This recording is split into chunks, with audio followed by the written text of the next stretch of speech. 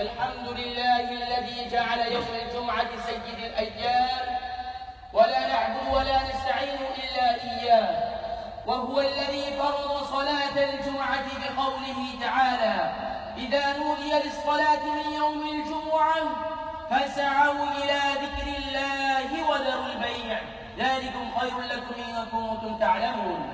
قال الله تبارك وتعالى في شان حبيبه مخبرا وآمرا: إن الله وملائكته يصلون على النبي يا أيها الذين آمنوا صلوا عليه وسلموا تسليما. اللهم صل على سيدنا ونبينا وحبيبنا وشفيعنا ومولانا محمد وبارك وسلم وصل عليه. قال النبي صلى الله تعالى عليه وسلم: لا يؤمن أحدكم حتى أكون أحب إليه من والده وولده والناس أجمعين. بارك الله لنا ولكم في القرآن العظيم، ونفعنا وإياكم بالآيات والذكر الحكيم.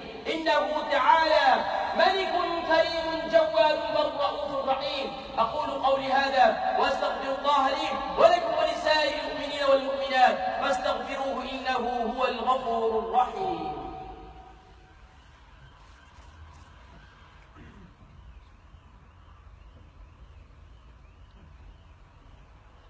الحمد لله نحمده ونستعينه ونستغفره ونؤمن به ونتوكل عليه ونعوذ بالله من شرور أنفسنا ومن سيئات أعمالنا. من يهده الله فلا مضل له ومن يضلله فلا هادي له، ونشهد أن لا إله إلا الله وحده لا شريك له، ونشهد أن سيدنا وسندنا ومولانا محمدا عبده ورسوله. أما بعد، فقد قال الله تبارك وتعالى في القرآن المجيد والفرقان الحميد: بسم الله الرحمن الرحيم: إن الله يحب التوابين ويحب المتطهرين. قال النبي صلى الله تعالى عليه وسلم: الطهور شطر الإيمان. قال النبي صلى الله تعالى عليه وسلم: أرحم أمتي بأمتي أبو بكر، وأشدهم في أمر الله عمر، وأصدقهم حياء عثمان، وقضاهم علي، وفاطمة سيد النساء أهل الجنة، الحسن والحسين سيدا شباب أهل الجنة، وحمزة أسد الله وأسد رسوله.